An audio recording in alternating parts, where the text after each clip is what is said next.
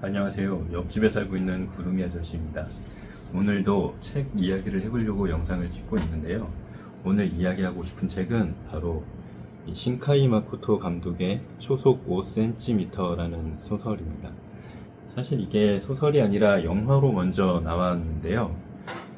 영화를 개봉하고 나서 신카이 마코토 감독이 소설로 다시 한번 집필을 한 그런 내용이에요.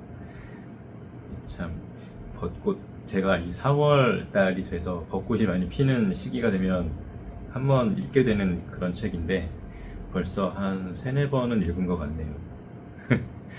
이게 보통 영화나 뭐 게임이나 이런 원작들이 있고 그런 원작이 인기를 끌게 되면은 그걸 소재로 소설을 쓰게 되는 경우가 좀 많은데, 대부분 그런 경우엔 그 원작자와 소설 작가가 다른 사람이어서 좀 원작이 좀 동떨어지는 내용이 되어버리는 경우가 종종 있었거든요.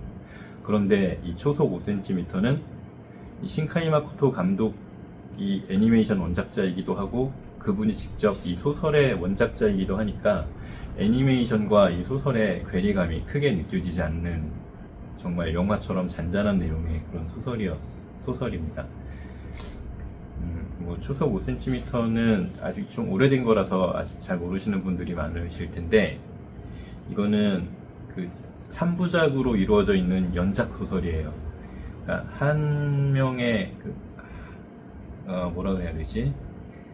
한 가지의 세계가 있고 그 세계를 살아가는 서로 다른 3명의 이야기? 그런 이야기가 있는 소설입니다. 그래서 이 소설은 1부 벚꽃 이야기, 2부 코스모넛, 3부 초속 5cm 이렇게 3개의 부로 이루어져 있고, 그 3개의 이야기를 통해서 주인공들의 마음과 심리를 좀 잔잔하게 그려내고 있는 소설이에요. 이 주인공이 남자아이 다카키라는 남자아이와 아카리라는 여자아이가 나오는데, 초등학생이죠. 초등학생 둘이서 이렇게 손잡고 걸어가면서 벚꽃이 피어있는 그 등굣길인지 하굣길인지를 가게 됩니다. 이 꽃잎이 흩날리는 걸 보고 꼭 눈이 내리는 것 같지 않니? 막 이런 잡담을 하면서 가는 거예요. 꽃잎이 떨어지는 속도 초속 5cm래 막 이런 얘기하면서, 야 너는 참 그런 걸 잘 알고 있구나 막 이러면서 초딩들이나 할 법한 그런 대화를 하면서 갑니다. 이런 거를 벌써 17년 전에 이런 일이 있었지 라고 하면서 이 남자 주인공이 회상을 하면서 시작을 하거든요. 그러니까 이 현재 살고 있는 남자가, 이 다카키가 17년 전에 자기 초딩 때 일을 잠깐 떠올렸던 것 같아요. 그 초딩의 다카키와 아카리는 부모님들이 좀 직업적으로 이사를 자주 다니셔야 되는 직업이셔가지고 얘네들도 그 부모를 어쩔 수 없이 따라다녀야 되다 보니까 전학을 자주 다녔단 말이에요. 그러다 보니까 둘이 친구도 별로 없고 또 병약한 데다가 좀 내성적이기도 해가지고 둘이서 이렇게 좀 잘 어울려 다녔던 것 같습니다. 그러다 보니까 또 꼬맹이들이 가만 냅두질 않죠. 둘이 항상 붙어 다니니까 쟤네 둘이 좋아하는데 막 이렇게 좀 놀리기도 하고, 그래서 둘이 단짝처럼 그렇게 지내고 있어요. 그러면서 우리 열심히 공부해가지고 중학교 좋은 데로 가자 뭐 이런 얘기를 하는데, 일부는 중학교 진학도 시험을 쳐가지고 합격을 해야 진학을 할 수가 있는 그런 시스템인가 봐요. 여하간 둘이 열심히 공부를 했고 합격을 했는데 어느 날 여자아이가 전화를 합니다. 나 아빠가 또 이사를 가야 된대, 그래서 나 전학 가야 된대 이러면서 좀 속상해하면서 전화를 해요. 다카키는 그 전화를 받고 우리 열심히 공부해가지고 중학교 합격했는데 거긴 어떡하냐 막 좀 아쉬워를 하는데, 여자아이는 뭐 자기도 어쩔 수 없잖아요. 이거 뭐 선택의 여지가 없는 거지. 부모 어른들의 일에 휘말려가지고 그렇게 된 거라서 그냥 뭐 미안해 하고 있는데, 알았어 이러면서 그냥 전화를 끊게 되고, 그 뒤로 좀 둘이 좀 서먹서먹해져가지고 졸업할 때까지 좀 대면대면하게 지내게 됩니다. 그래서 여자아이는 다른 학교로 전학을 갔고 남자아이 혼자 이렇게 학교를 다니고 있는데 나름 뭐 잘 지내고 있었던 것 같아요. 뭐 친구들도 사귀고 운동부에도 들어가고 해서 있다가 몇 달 만에 아카리에게서 편지가 옵니다.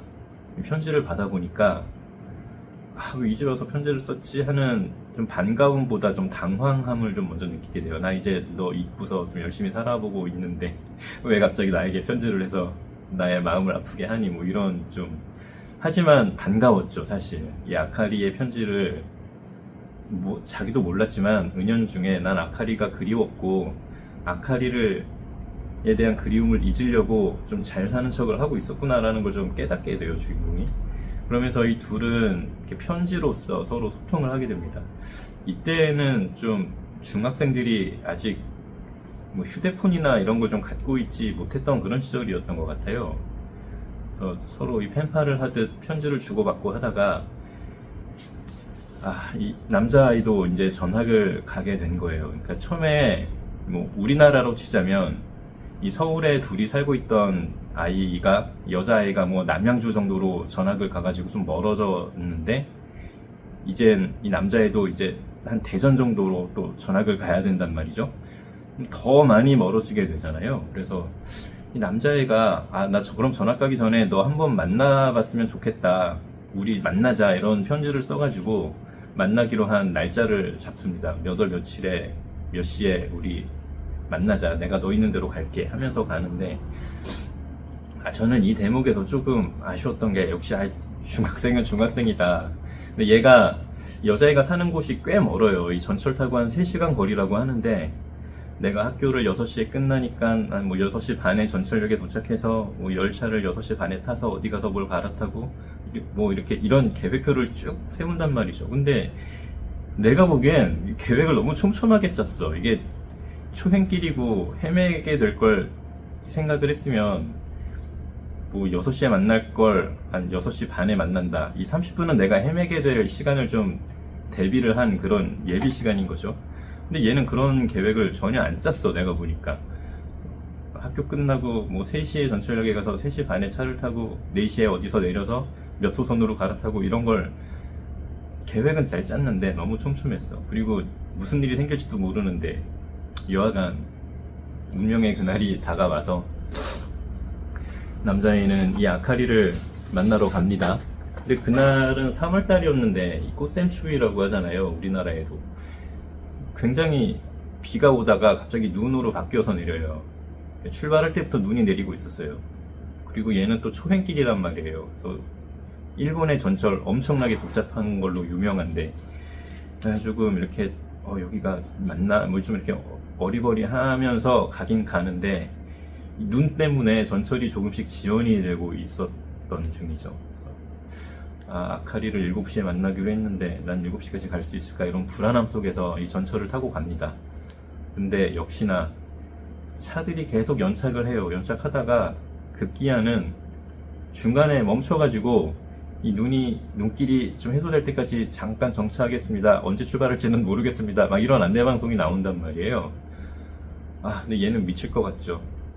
이미 약속 시간은 넘었고 아카리는 나를 기다리고 있을 게 뻔한데, 제발 나 기다리지 말고 그냥 갔으면 좋겠다, 그냥 집에 가라, 막 이런 마음속으로 좀 기도 비슷한 걸 하는데, 알고 있죠, 이미. 얘는 내가 올 때까지, 죽을 때까지 기다릴 거라는 걸. 그래서 뭐 다카키는 어차피 전철 안에 갇혀 있었으니까 뭐 선택의 여지가 없죠. 그래서 아카리를 만나기로 한 그 역에 도착을 했습니다. 7시에 만나기로 한 사람이 밤 11시가 돼서 나타난 거예요. 거기 가니까 아카리가 눈물을 뚝뚝 흘리면서 기다리고 있었어요. 미안해, 막 이런 얘기 하다가 드디어 이제 둘은 만났죠. 만나서 잘 지냈니? 뭐 나도 잘 지냈다, 뭐 이런 일상 얘기를 하면서 아카리가 도시락을 싸가지고 왔어요. 그걸 둘이 나눠 먹고 있는데, 이제 역무원께서 전철역 문 닫을 시간이니까 너희들 나가야 된다, 좀 다정해 보여서 방해하고 싶진 않았는데 미안해, 규칙이 그래서 어쩔 수 없어, 뭐 이러면서 둘을 내보내요. 근데 갈 데가 없잖아. 그 시골길에 밤 12시에 갈 데가 어딨어요. 그래서 예전에 편지를 주고받을 때 아카리가 우리 마을에 엄청나게 큰 벚꽃나무가 있어, 그 나중에 너랑 갔으면 좋겠다 뭐 이런 얘기를 편지에다 했었단 말이죠. 이 편지도 정말 아카리가 정말 여자애답게 오늘은 날씨가 좋아 뭐 이런 문장을 쓰면 그 문장 아래다가 뭐 햇님 빵긋 웃고 있는 그런 이모티콘 뭐 색연필로 그려가지고 편지를 쓰고 그렇게 좀 귀엽게 편지를 썼어요. 이게 소설에서는 이렇게 묘사가 되어 있는데 애니메이션을 보면 그 아카리가 쓴 편지가 정말 귀엽습니다. 여하간 둘이 역을 나와서 그 커다란 벚나무 아래 서죠. 그때까지도 눈은 계속 내리고 있고 눈 내리는 게 벚꽃잎이 흩날리는 것 같은 거예요. 반대로 벚꽃잎이 흩날리는 게 또 눈 내리는 것 같은데 여하간 그걸 보면서 꼭 눈이 내리는 것 같지 않니? 이런 초딩 때 했었던 그 추억의 장면 그런 멘트를 하는 거죠. 그러고 나서 그 둘은 거기서 처음으로 키스를 나누게 됩니다. 좋아하는 그 키스를 나누면서 정말 오만 가지 감정이 다 드는 거예요. 정말 힘들게 여기까지 왔고 드디어 이 사람을 만났고 이 순간이 영원했으면 좋겠다. 나 비록 어린 꼬꼬마 중딩 남자이지만 끝까지 얘를 지킬 수 있는 힘이 있었으면 좋겠다. 뭐 이런 마음을 좀 다잡게 되는데 그러고서 걔네들은 그 나무 곁에 어떤 헛간 같은 게 있었는데 농막 같은 거죠. 농기구 보관해두는 창고 그 안에 들어가서 추위를 피하면서 좀 밤을 보내게 돼요. 뭐 에로틱한 거 아니고 그냥 정말 순수하게 추위를 피해서 이렇게 어깨동무하고 이렇게 서로 기대고 있다가 잠이 들었고 아침에 일어나서 첫 차를 타고 돌아옵니다. 헤어지면서 이 전차 문이 닫히면서 이 차 문을 사이에 두고 잘 지내 또 연락할게 막 이런 아련한 애틋한 인사말을 남기고 서로 돌아선단 말이에요. 아카리가 다카키에게 다카키 너는 정말 괜찮을 거야 이런 인사말을 마지막으로 남기는데 내 생각엔 아카리가 그때 좀 뭔가 느꼈던 것 같아요. 며칠간 동안 다카키를 기다리면서 이게 우리가 참 만남이 힘들구나 뭐 이런 뭔가를 느꼈고 그 밤을 보내면서 좀 마음의 정리를 좀 하지 않았을까 뭐 이런 생각이 좀 드는 좀 마음이 아픈 그런 마지막 인사말이었다고 저는 생각을 하거든요. 돌아오면서 다카키는 여전히 내가 저 애를 지킬 수 있는 힘을 꼭 찾고야 말겠어, 힘을 갖고야 말겠어 이런 다짐을 하면서 돌아오고 그렇게 둘은 멀어지게 그러니까 이 거리가 나는 집으로 오니까 그렇게 헤어지게 된 거죠. 이별이 아니라 다시 데이트를 끝낸 거죠. 좀 난 이게 아쉬웠던 게 이렇게 해서 1부 벚꽃 이야기의 내용이 끝나요. 난 이게 아쉬웠던 게 이 중딩 남자애 왜 꼭 학교 끝나고 가려고 했을까? 일정도 이렇게 빡빡하게 채워서 갔을까? 그 다음날이 토요일이었으면 차라리 토요일 아침에 와서 좀 하루 종일 같이 놀아도 됐던 거 아닌가? 이거 좀 이놈 새끼 이거 데이트를 안 해봐서 그런지 좀 많이 답답했어요. 이렇게 1부 벚꽃 이야기는 아카리와 다카키의 좀 마음 아픈 첫 데이트를 끝내면서 이야기가 끝나고요. 이제 2부 코스모넛이라는 이야기가 시작이 됩니다. 2부의 주인공은 2부의 주인공 이름이 뭐였더라? 갑자기 까먹었네요. 누구지? 이게 1인칭 시점이라서 본인을 나라고 지칭하다 보니까 스미다라는 여자아이가 주인공이네요. 이 스미다가 성인데 스미다 누구였지? 여하간 스미다라고 부를게요. 스미다 카나에. 이 카나에라는 여자애가 주인공입니다. 서핑을 좋아하고요. 이 서핑하니까 예전에 읽었던 살아있는 자를 수선하게 나왔던 그 시몽이 생각나는 여하간 서핑을 좋아하는 여자애고 매일 아침 이 파도를 타서 서핑보드에 올라서서 파도를 타려는 그 연습을 매일 하는 여자아이예요. 정말 에너지 넘치고 운동 좋아하는 그런 여자애죠. 근데 이 여자애가 좀 품고 있는 세 가지 고민이 있는데 한 가지는 그 서핑보드에 내가 한 번도 성공을 못했다는 거, 그리고 아직 좀 있으면 중3이고 고등학교를 졸업해야 되는데, 지금 중3이네요. 고등학교를 졸업해야 되는데 애가 아니고 지금이 고등학생인가 봅니다. 죄송합니다. 자꾸 헷갈리네. 이제 고등학교를 졸업하는데 아직 진로를 결정 못했다는 거, 그 다음에 내가 좋아하고 있는 남자 이야기, 이렇게 세 가지 고민이 있어요. 아무튼 이 서핑은 매일매일 연습하고 있는 중이고, 진로는 아직 내가 뭘 해야 될지 못 정한 거예요. 그래가지고 정말 고민하고 있는 중이고, 일본은 우리나라처럼 무조건 대학에 가야 돼 막 이런 분위기는 좀 아닌 것 같아요. 이 책을 보니까 아예 고등학교 때부터 뭐 고등학교 졸업하면 나는 뭐 취업을 해서 일을 할 거야 랑 뭐 단과 대학에 들어가서 공부를 조금 더 할 거야, 아니면 뭐 4년제 전문 학교에 가서 더 심도 높은 공부를 할 거야, 뭐 이런 걸 좀 정할 수가 있는 것 같아요. 이 여자애는 아직 좀 갈팡질팡 하는 중이고, 짝사랑하고 있는 남자애는 어느 날 이 남자애가 전학을 왔대요. 안녕하세요, 나는 뭐 다카기 토보입니다, 뭐 이런 식으로. 그 다카기였던 거였죠. 조곤조곤하고 차분한 남자애가 전학을 와서 그 애한테 좀 한눈에 반해가지고 남몰래 짝사랑을 하고 있는데, 짝사랑을 무려 한 5년 정도 하고 있다라는 얘기를 하고 있는 거 보니까, 이 다카기가 아카기 1부에서 그 아카기를 만나기 전에 전학을 더 멀리 가게 됐다 이런 얘기를 하잖아요. 그때 전학 가게 된 학교, 여기서 이 스미다 카나에를 만나게 된 것 같아요. 아무튼 이 카나에 입장에서는 좀 도시에서 전학 온 세련된 남자애, 차분하고 다정다감하고 말도 예쁘게 하고 이러니까 좀 호감이 많이 갔나 보죠. 근데 그 좋아하는 마음을 쉽게 표현을 할 수가 있겠어요? 근데 못하는 거지. 나는 얘가 좋은데 쟤가 날 어떻게 생각할까, 이런 고민을, 정말 여자애다운 고민을 하면서 좀 하루하루를 보내고 있어요. 그러다가 그 어느 날 그 일본에서는 그 우리나라의 그 나로호 발사기지 같은 전남 고흥인가 있잖아요. 그것처럼 이 카나이가 사는 마을에서도 이 로켓을 발사하는 그런 그런 기지가 있는 마을인데, 이브 코스모넛이라는 게 그 우주비행사를 뜻하는 단어더라고요. 미국 쪽이 아니라 러시아, 소련의 우주비행사를 코스모넛이라고 부르고 있네요. 저도 책을 보면서 알게 됐습니다.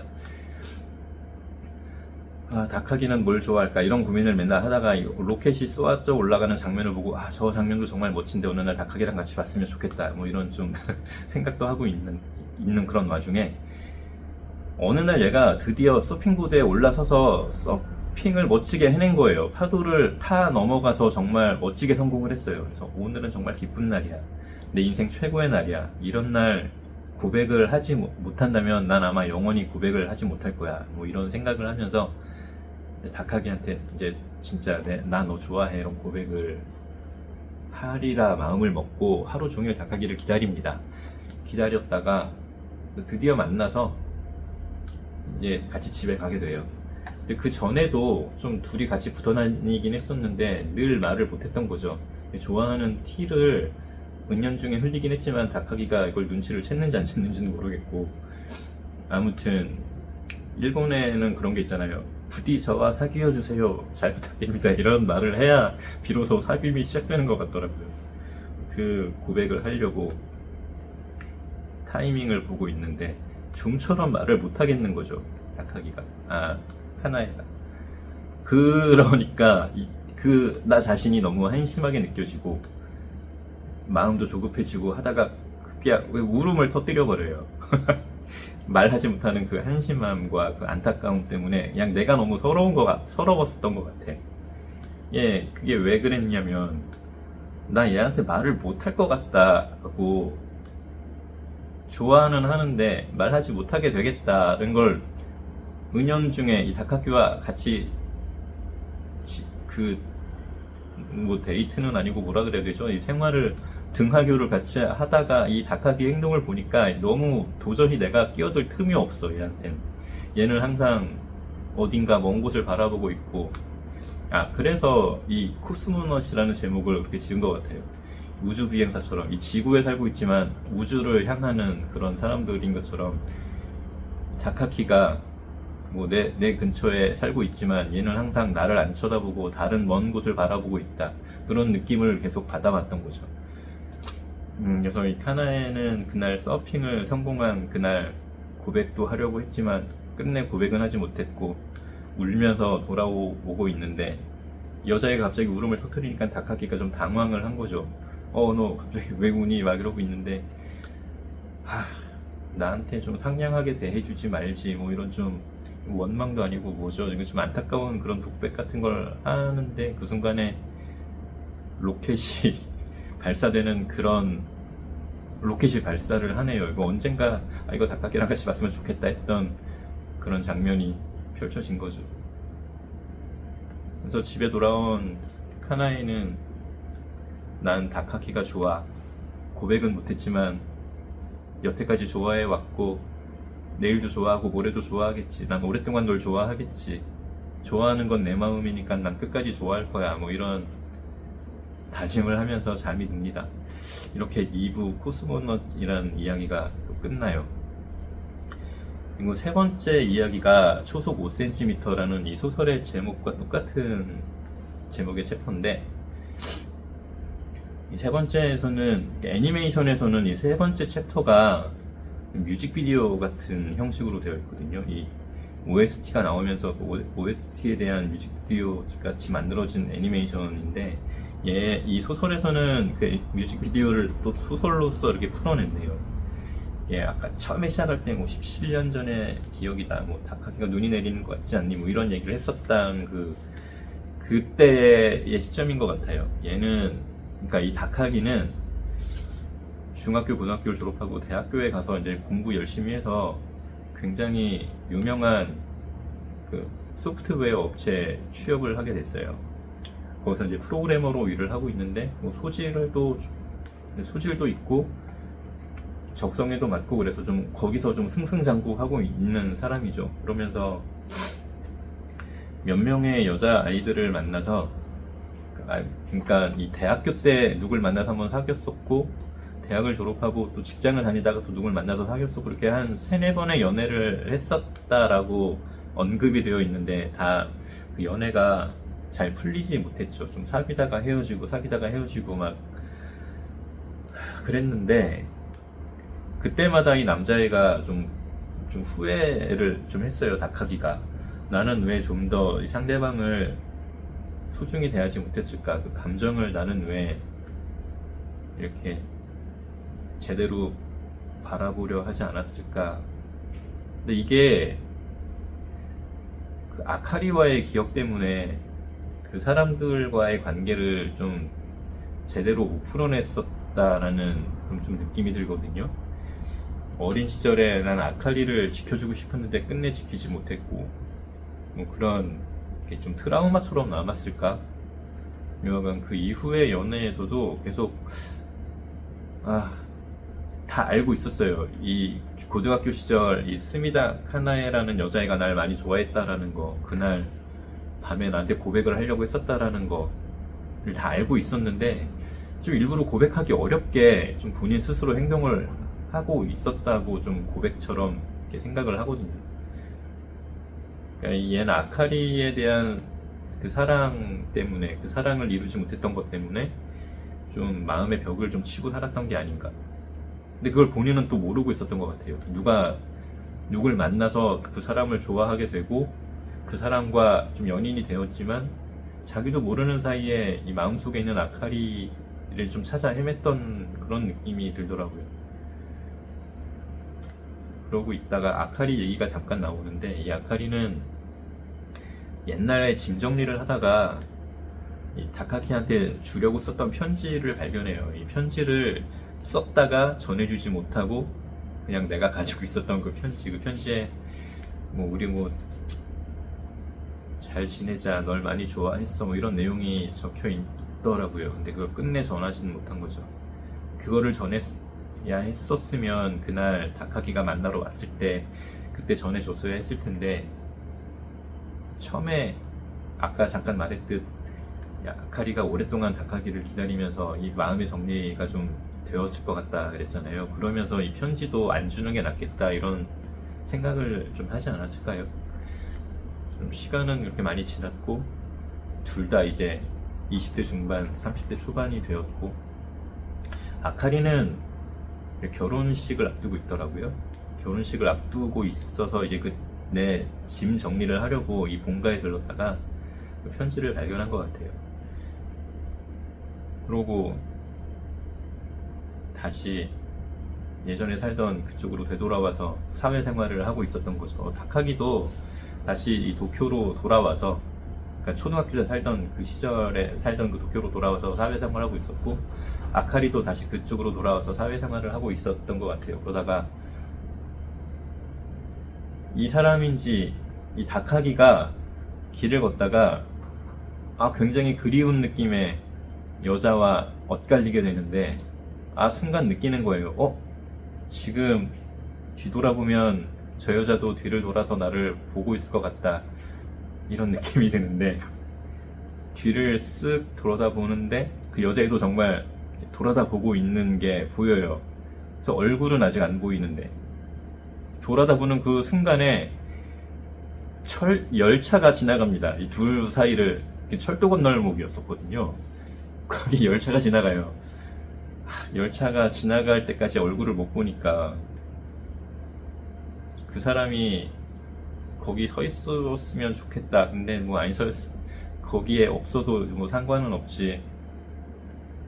뭐 이런 마음을 품고 있는데 그러면서 이 소설이 끝납니다. 어떻게 됐는지 뭐 열린 결말로 끝나버리는데 애니메이션에서는 열차가 다 지나가고 난 다음에 그 길에 그 길목엔 아무도 없죠. 이게 초속 5cm라는 뭔가 꽃잎이 떨어지는 속도, 좀 아련한 느낌의 제목을 제목으로 소설을 쓰셨는데, 그 유년 시절에 이루지 못했던 사랑이 성인이 되어서까지 이렇게 큰 영향을 미치고 있다라는 게 나는 조금 신기했고요. 사실 본인이 좀 부족해서 그때는 근데 어쩔 수 없었잖아요. 어린 나이였고 어른들의 일에 내가 뭐 결정권도 없고 그냥 휘둘리고 따라다녀야만 되는 그런 입장이었으니까 차라리 고등학교에 가서 대학교에 가서까지 우리 그때는 어렸지만 지금은 이제 성인이 됐으니까 더 잘 만날 수 있지 않을까, 이런 왜 제시도를 하지 않았을까, 좀 여러모로 좀 이 주인공들이 좀 많이 답답하고 마음이 좀 아팠습니다.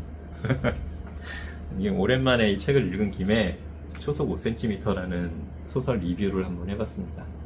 저는 굉장히 재밌게 읽었고 볼 때마다 좀 아련아련하고 좀 마음이 좀 짠해요. 얘네들이 어쩜 이러냐 하면서